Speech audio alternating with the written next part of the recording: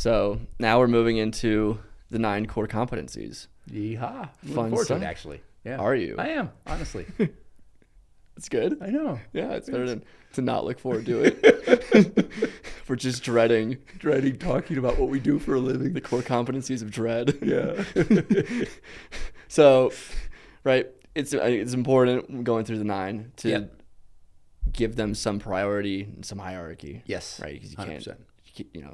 you can't just go through all of them differently. It doesn't really work. Yeah. So, to start off, we think it's wise to begin with vision, 100%. right? Because that's where everything comes back down to. Yeah. So, I guess the stupid, simple question is, what is vision? Yeah. So a vision is basically where you want to take things, right? So if you go on any journey, right, if you don't know where you're going, obviously you're going to end up, somewhere, but is that where you want to end up, right? So a vision at its simplest is, where do you want to take this thing you're working on? So you have a vision for like your career, you have a vision for where you want to take a vacation.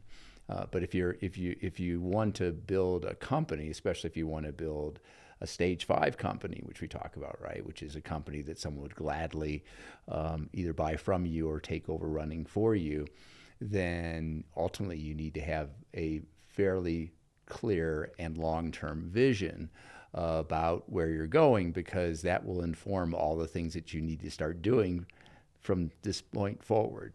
So, then the question is, what should be inside of a vision, right? And so, a vision should have a very strong sense, in my opinion, for what you're selling and who you're selling to, as an example, right? And so, obviously, what you're selling is a product and or a service, and who you're selling to is called an ideal customer. We call them ideal clients at 90, but those are two pretty darn important things. But if your vision also includes like building a stage 5 company, now your vision also has to address the kind of people you want to surround yourself with, the cultural stuff, right? And so most well-developed visions include a very explicit and resonant, hopefully coherent group of core values, right? These are the types of people that you want to surround yourself with. So, typical vision includes a sense of where you want to be. As the stages of development evolve, and we can get into that in a second, the vision should start to extend. And as I said, a stage 5 company, it should be out 5 to 10 years. And we talked about why already. So we have your where you would like to be in 5 to 10 years. We have a sense for your ideal customers. We have a sense for your products and services. And then another component of vision is something we call unique value proposition. So what is it you're selling, right? Because lots of people have similar products and or services, but how do you differentiate yourself from others? And how do you present your products and or services to your ideal customers so that they resonate? So that's the unique value proposition, right? What is it you're selling? Some companies are selling lowest cost. Some companies are selling something that's got great customer service. Some companies are selling something about status, like a Rolex watch or a Gucci purse. And then some companies are selling innovation, sort of cutting edge technology. Those are 4 of the classic sort of different unique value propositions that you'll see across a lot of industries. Some industries don't have people competing along all 4 axes. Usually it's, if you look at retail, if you look at, so you go to Walmart, it's lowest cost. You go to Amazon, it's selection and super fast, delivery of the product that you're buying. But those tend to be components in vision. The other one that you tend to see a lot is a purpose, passion, or just cause. And the reason you see those in a lot of companies, a part of their vision is that you want to attract and retain like-minded individuals, back to culture. And so you want to attract and retain people who sort of are attracted to the things that you're attracted to in terms of how you make life better. So, on the vision front, those are the big components: core values, products and services, ideal customer, your how you make life better, and then then back to that 5 to 10 year thing. It's like, okay, so what are your big, hairy, audacious goals? As Jim Collins would put it, we refer to them as your compelling, audacious goals, right? What are the couple of big things that you'd like to be in 5 to 10 years? So those are the elements of sort of your classic vision descriptions. You see that, something like that in EOS. You'll see it in a lot of the other BOSs. But I think the thing that's important to note is that, this is what we teach people. But the reality is that there are actually 5 sort of archetypes of entrepreneurs. And not all 5 of them actually start off with having a vision like we've just described, right? They're on the 5 archetypes, and we've got a blog about this, right? But the 5 archetypes are, number 1, the classic visionary, right, who has this kind of a vision typically.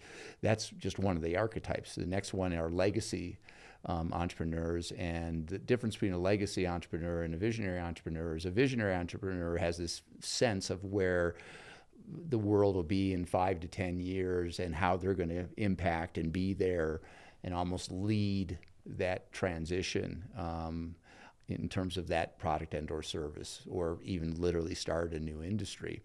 Whereas the legacy entrepreneurs, they're like the Hewletts and the Packards of the world. There's this industry that already exists, and they're like, I think I can build a better company, and I can be the best in the industry.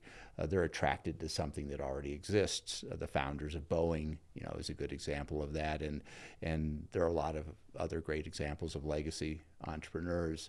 Then we have our classic lifestyle entrepreneurs, which is in my sense, and we're going to do the research on this one of these days, right? But I believe that most entrepreneurs are actually lifestyle entrepreneurs, and that is they don't want to work for someone. They're smart, and they have a reasonable level of ambition, but they want to do it their own way. And you see a lot of lifestyle entrepreneurs, sort of people who own dentistry practices. You'll see it in marketing agencies, and so they may not have that 5 to 10 year vision. They're sort of like, I'm going to provide a product and a service, and I'm going to do it, I think, in a reasonable way. I'm going to price reasonably for the product and or service that I sell. But they don't always have a 5 to 10 year vision. In fact, the legacy guys may not always have a 5 to 10 year vision. The visionaries tend to have pretty long term visions. So that's 3. The fourth one are accidental entrepreneurs. And most of those actually don't have a long-term vision. So when we talk about vision, we need to understand that not everybody, right, starts off actually having this really sort of coherent and explicit vision. And then the last of the archetypes are opportunists. And they just see an opportunity to make money. And it could be like it's just going to be a year game, or it could be it's a 2-year game. And so their vision, unlike this 5 to 10 that I described earlier, their vision could be just literally, I'm going to make a trade. I'm going to do all this work. I'm going to make a trade. I'm going to make a lot of money, and then I'm going to go try something else. So I just want to clarify that just because we talk about vision being these things, not everybody has that type of vision, or even has those components. But generally speaking, we teach that those are, sort of the core components. When we tend to call them focus filters because it helps you focus. This is particularly important for visionaries who tend to like chase shiny objects and want to do a bunch of different things. And so this helps them focus, helps the company focus, right?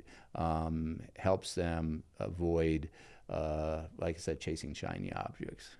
Yeah. So when it comes to the visionaries, and then it sort of obviously the founder shapes the vision, and the vision ends up shaping the founder. Yeah. But how does the vision, shape the company as a whole? Like, how does that actualized at scale? Yeah.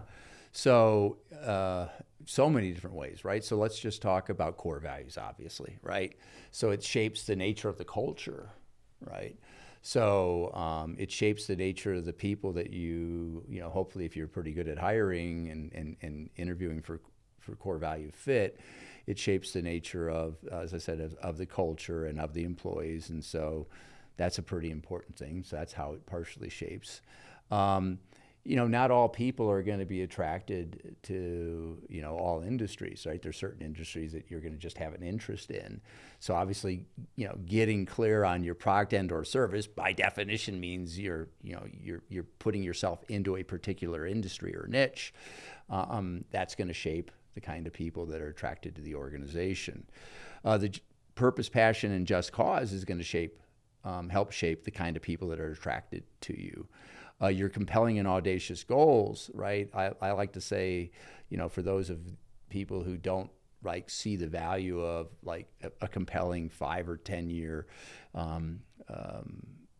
big, hairy, audacious goal or a set of audacious goals, I like to suggest to them that, hey, right, in order to attract and retain great people, they're going to want to know that your vision's big enough for their vision for themselves, right? So that your dreams are big enough to be able to accommodate the dreams of the people who join your organization. So once again, getting back to the type of talent you're attracting, if you don't have a 5 or a 10-year vision, it's not clear.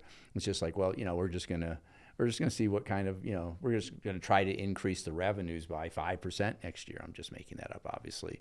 That's going to attract a different, level of talent than if all of a sudden it's like, oh, I can see myself growing. I can see myself challenged. I can see myself, developing in a manner that's compatible with my level of ambition, right? So, and then back to the unique value proposition.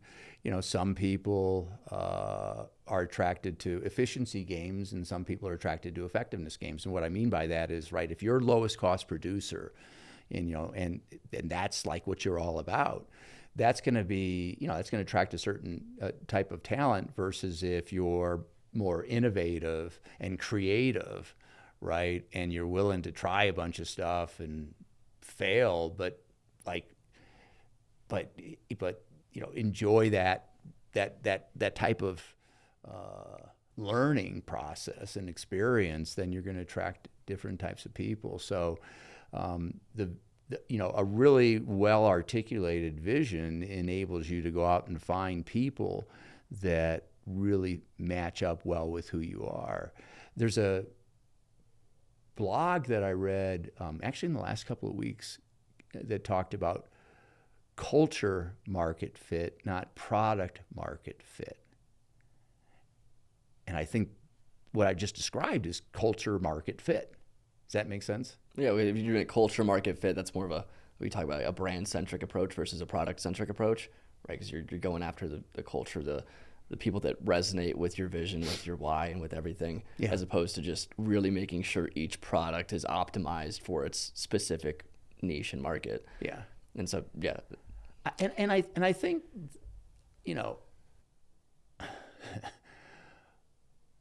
I have biases, this, right? And I'm not saying they're all right, but they work for me. I'm comfortable living within my biases suit, my suit of biases.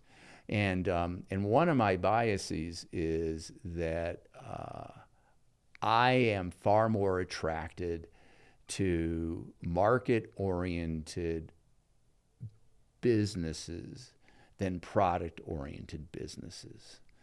And what I mean by that is that, if you look at our company, at our core, we're about helping people build great organizations, right? And in particular, we're actually a little more focused than that. We're about helping small and mid-sized businesses and the leaders of those businesses build great organizations. And so that's a narrower thing, right? And I'm even narrower than that because I'm really about people who want to build a business that they could eventually either sell or hand off. And the reason I'm more about that is because I actually think that's in the best interest of our economy and our country, right? That people play the longer game, right? And going back to why I like markets versus products per se, even though we have a product, is they're going to be, in my opinion, I can't imagine 100 years from now there aren't people who build companies and run companies and scale companies. And so as long as I'm focused on those people, our products and services can evolve. And they're going to help us because if we build high trust relationships with them, they're going to help us evolve and stay relevant, right? Because if we have a high trust relationship with them, they're going to want to help us, right? And so they're going to tell us about, the need for our product and or services to evolve, and we're going to stay close and support one another as we evolve together. And so, but if you're just selling the product, right, and to use the obvious one, whatever they call it, a buggy whip, right, or what was it called? A buggy whip, yeah, right? Yeah, sure. From 100 plus years ago. If that's what you're talking about, yeah, that's a thing. That was a thing, right? The companies that made those, right? I don't think any of them exist maybe from 150 years ago or 120 years ago, right? So there's just certain things. If you're just like, that's what I do, that's what I sell, someday that product may no longer make sense. Obviously we can talk about, companies like Blockbuster, right? That product doesn't make sense anymore. Or you call it a service. It was a product and a service, really. But the beauty of like Netflix versus Blockbuster is Netflix was, evolved, right? And actually helped the industry evolve, but it stayed close to the customer. Well, you didn't focus on serving the need. It's like, okay, you want video at home. Yeah. How do we best provide that service? You want video-based entertainment at home. Yeah. Right. So how do we evolve? Right. Yeah. And so the other one, and I'm being old man when I talk about this, right? But is it's not as old as buggy whips. Yeah, not as old as buggy whips. But the other one is, I remember, my old days, right, lending and investing in businesses, and someone brought us an opportunity to invest in a payphone company. That's a good one, right? And I turned that one down. Thank you. But that's if that's what you are, a payphone. A manufacturer of payphone companies, right?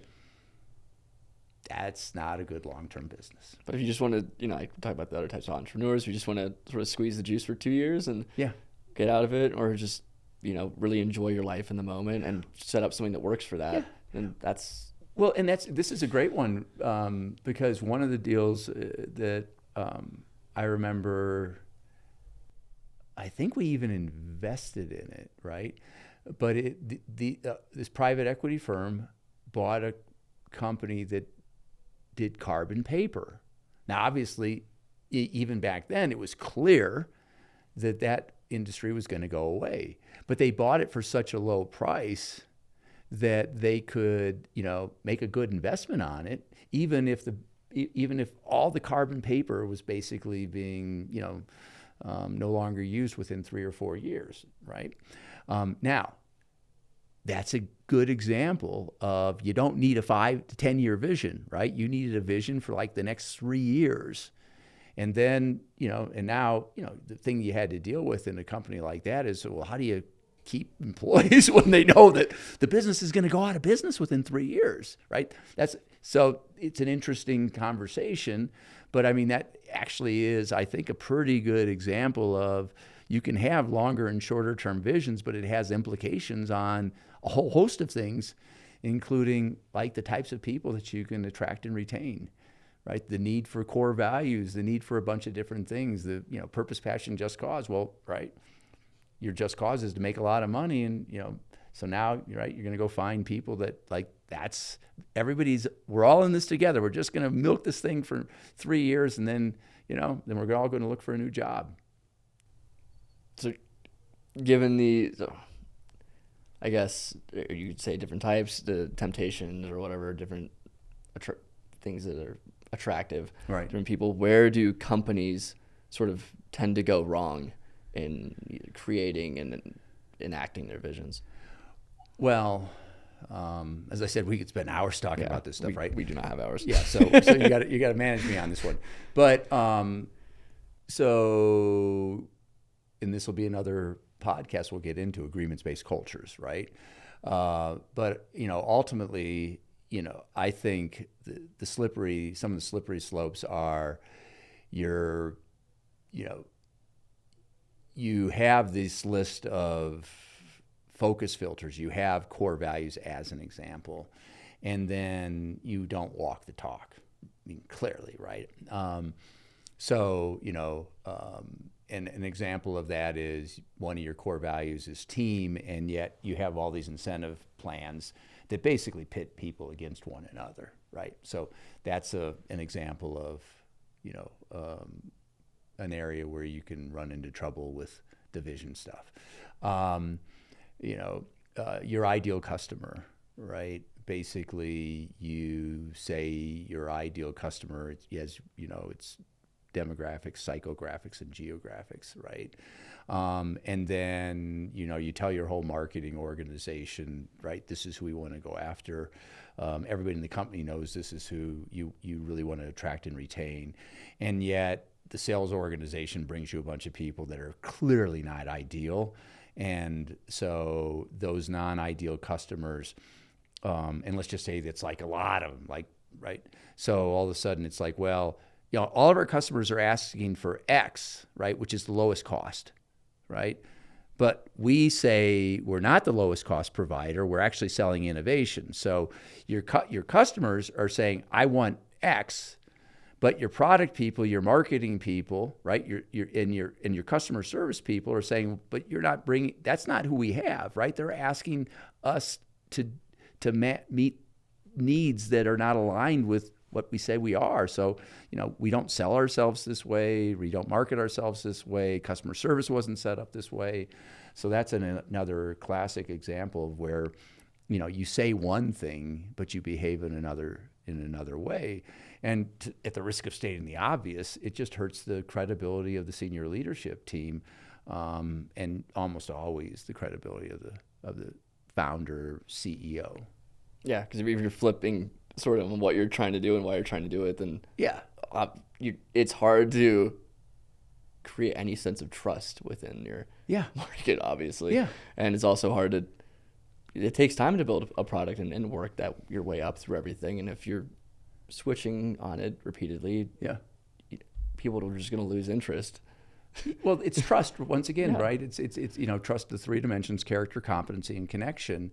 And so, in some regards, you may be hammering yourself on all three, right? Okay, you say one thing, but you do another. That's a character thing, right? We've all learned how to be really competent at this thing, and yet we're being asked to do this thing. That's a competency thing, right? And then the whole connection thing is, we've all been attracted to go out, and I'll just, once again, another example, we've all been attracted to go out and find people who value what it is we're selling. And so on the connections front, but we have all these people that, are yelling at us, as an example, yelling at our customer service people. And it's like, right, this isn't who I want to serve and support. And so, there's a lot of ways to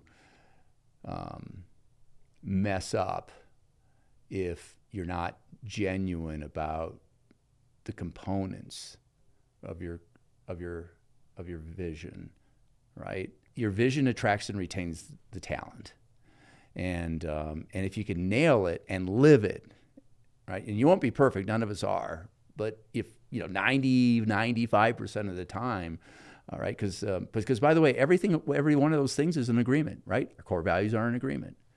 Our purpose, passion, just cause is an agreement. Our ideal customer is an agreement. Our unique value proposition is an agreement. And so when you consistently live up to your agreements, it just makes it so much easier for you to thrive. And part of it is it's just the compounding, right? The eighth wonder of the world, according to Einstein, right? If we stay focused, call them focus filters, and we consistently, like, just improve, then all of a sudden, the next thing you know, you got a pretty damn good company. Yeah, it all starts, inside. And it all starts with vision.